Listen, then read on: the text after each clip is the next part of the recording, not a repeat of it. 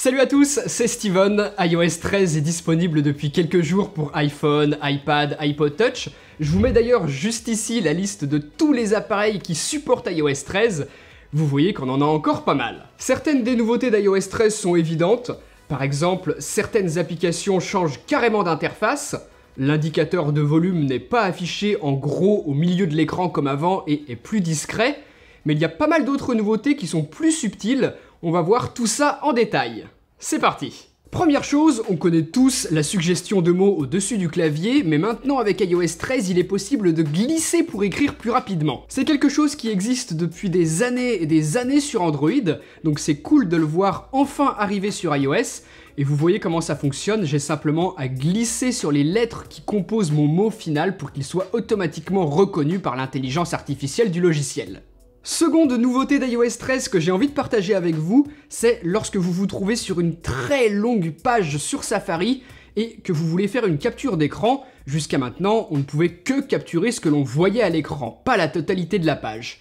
Et bien maintenant, c'est possible, on a cette option ici à droite, et vous voyez que si je fais défiler ici le petit curseur, j'ai bien la totalité de ma page web qui a été capturée. Voilà, pratique. Ensuite, une nouveauté qui concerne les live photos, donc ces photos si particulières à iOS qui ont l'apparence d'une photo fixe, mais lorsque l'on appuie dessus qui se transforme en une courte vidéo. Jusqu'à présent, on était justement limité à ça. Mais avec iOS 13, on peut exporter notre live photo en tant que vidéo. C'est très pratique si vous voulez la partager sur d'autres plateformes, par exemple sur les réseaux sociaux. Ça devient une vraie vidéo que vous avez la possibilité d'éditer même. Donc voilà, je trouve ça plutôt cool comme nouveauté. Ensuite, d'autres nouveautés qui sont franchement pas simples à découvrir tout seul à moins d'une fausse manipulation. Regardez, sur du texte, si je fais un simple double tap sur un mot, je le sélectionne, et un triple tap sélectionne la totalité de ma phrase. Maintenant, si je pince avec 3 doigts, hop, ça a copié ce qui était sélectionné, et pour coller, je vais écarter avec 3 doigts, hop. Ça fonctionne aussi sur iPad, et je trouve ça d'ailleurs plus facile à utiliser vu que l'écran est plus grand que celui de l'iPhone. Mais en tout cas, les gestes sont les mêmes. Je peux aussi glisser vers la gauche avec 3 doigts pour annuler ce que je viens de faire. Donc ici, c'était mon coller. Et si je glisse vers la droite, je rétablis. Voilà. Petit raccourci bien pratique. Dans le centre de contrôle, lorsque l'on reste appuyé sur l'icône du Wi-Fi, la liste de tous les réseaux s'affiche et on peut se connecter rapidement à l'un d'eux. Ça évite de passer par les réglages. Au niveau des photos, on peut toujours les éditer rapidement comme sous iOS 12, avec par exemple la modification de l'exposition, du contraste, de la netteté, etc. Mais c'est beaucoup plus accessible, plus rapide, on n'a plus forcément besoin de dérouler des petits menus, ça donne plus envie de le faire. Mais nouveauté, on peut à présent réduire le bruit sur une photo, ça peut être très utile sur les photos de nuit. Mais ce qui est le plus intéressant avec cette mise à jour d'iOS 13, et ce que je trouve plutôt impressionnant, c'est de pouvoir faire ces mêmes modifications que l'on peut faire sur les photos sur une vidéo, vous voyez. À droite, ici, j'ai exactement le même petit menu déroulant sur lequel je peux faire mes modifications. On peut parfois se demander à quoi sert toute la puissance dans un smartphone. Et bien là, c'en est un exemple concret. Ça demande énormément de ressources de pouvoir faire ces modifications et d'apercevoir le changement en temps réel. C'est vraiment génial. Enfin, si on le souhaite, on va pouvoir modifier le format de la vidéo, ce qui peut être très utile par exemple si vous voulez passer en 16/9 vertical, donc du 9/16e, pour un format Instagram par exemple. C'est super. Une nouveauté importante, c'est la possibilité de s'identifier avec Apple au lieu des classiques Google et Facebook. Sur beaucoup de services, à la création du compte, on nous proposait la possibilité de nous identifier soit avec Google ou Facebook. Ça nous gagnait du temps, ça nous évitait de remplir un long formulaire, puisque nos informations, nom, prénom, adresse email, etc. sont déjà renseignées dans notre compte Google ou Facebook, donc le service les récupérait juste et créait automatiquement notre compte. Sauf qu'on le voit depuis des années, toutes ces entreprises exploitent nos données personnelles, les partagent à certains de leurs partenaires, les revendent même pour certaines entreprises, ça fait partie de leur business model.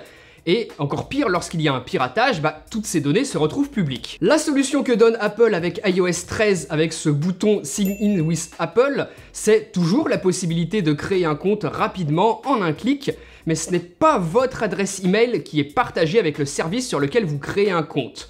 Apple va proposer une autre adresse mail générée aléatoirement et qui va faire tampon entre le service et votre vraie adresse mail.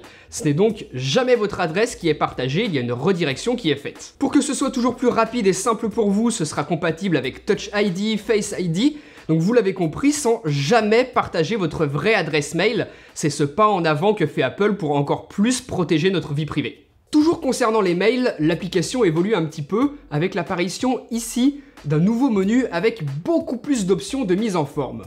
On va pouvoir rédiger nos mails de manière plus professionnelle si on le souhaite, en augmentant par exemple la taille de la police, ou en changeant ici la couleur du texte avec une large palette de couleurs. C'est plutôt sympa d'avoir tout ce choix. Ensuite, on a beaucoup de polices d'écriture qui vont être disponibles et que l'on va pouvoir sélectionner. Si vous voulez afficher différemment votre texte, vous avez ici la liste de toutes celles installées par défaut et vous pouvez même en télécharger d'autres sur l'App Store. On va également pouvoir faire facilement des listes numérotées ou à puce, modifier l'alignement en mettant notre texte au centre, à droite ou à gauche. Bref, plein de nouvelles options qui sont sympas à utiliser. L'une des plus grosses nouveautés d'iOS 13, c'est que Safari gère à présent les téléchargements et les téléchargements de n'importe quel type de fichier. Ici, j'ai par exemple téléchargé un document Word qui s'ouvre dans l'application officielle. Je peux le consulter et le modifier si je le souhaite. Et le gestionnaire de fichiers d'iOS 13 est très bien fait avec énormément d'options. Je peux renommer, supprimer mes fichiers, faire tout ce que je veux. Enfin, dernière chose que je trouve intéressante que vous sachiez à propos des téléchargements, on peut télécharger des fichiers compressés et les décompresser directement dans l'application fichier.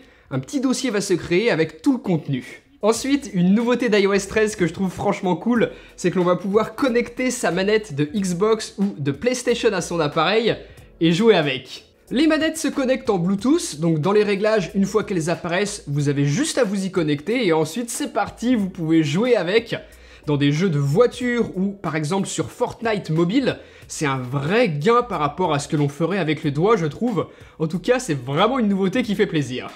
Excellente nouveauté, mais pas facile à trouver tout seul, une nouvelle option pour conserver au mieux les performances de la batterie dans le temps. iOS 13 va apprendre de nos habitudes, notamment l'heure à laquelle le plus souvent on se lève, basé sur notre réveil, j'imagine, pour lorsque vous chargez votre iPhone toute la nuit, eh bien qu'il ne se charge pas à 100% d'un coup et qu'ensuite la batterie reste à 100% toute la nuit. Il va aller jusqu'à 80% puis se stopper pour reprendre la charge peu de temps avant votre réveil et ainsi avoir 100% lorsque vous vous levez. Ça permet de préserver les cycles de charge de la batterie. Quelques nouveautés également dans Plan, l'application de cartographie d'Apple, avec l'apparition du mode jumelle que vous voyez ici en haut à droite. Ça va être cet affichage Street View en quelque sorte, mais qui va se mettre à jour automatiquement lorsque je me déplace dans le plan, vous voyez. C'est super pratique, et si vous changez l'orientation des jumelles, ça se met à jour automatiquement. Là, je peux voir le bassin du Mirage par exemple.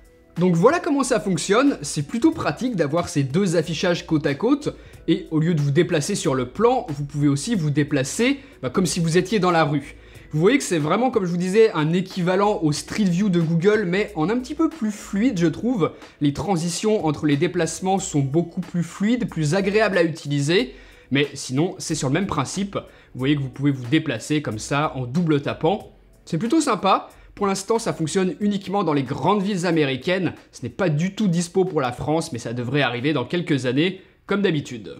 D'ailleurs, comme je sais que certains vont me le demander dans les commentaires, je vous mets la référence de ma protection pour iPad juste en dessous dans la description de la vidéo, parce qu'elle est super pratique avec le petit élastique pour tenir le pencil, et la possibilité, un petit peu comme celle d'Apple, de la plier et de pouvoir mettre son iPad comme un support. Si ce sont plutôt des accessoires pour votre iPhone que vous recherchez, RhinoShield, mon sponsor, en propose beaucoup, comme par exemple les objectifs pour étendre les possibilités en photo, puisque les anciens iPhones n'ont pas autant de capteurs que les nouveaux. Là, vous aurez un ultra grand angle et également la possibilité de faire des photos en macro. C'est super cool et vous voyez que tout ça se met en place en quelques secondes, les coques de la marque ont été pensées pour. Vous avez le bumper Crash Guard qui protège les contours et sur lequel il est possible de personnaliser les boutons par exemple. Ici j'en ai un avec un skin anti-choc, donc mon iPhone est plutôt stylé comme ça tout en noir et rouge et il est également protégé. Mais si vous voulez prendre encore moins de risques, vous avez également la coque Solid Suite qui, elle, protège la totalité de la face arrière. Bref, je vous laisserai aller regarder tout ça sur le site de Rhino Shield si ça vous intéresse. En tout cas, sachez que vous avez un code promo dans la description de la vidéo. Revenons-en aux nouveautés d'iOS 13. Vous savez que jusqu'à présent, lorsque l'on faisait défiler une longue page, ça pouvait prendre du temps.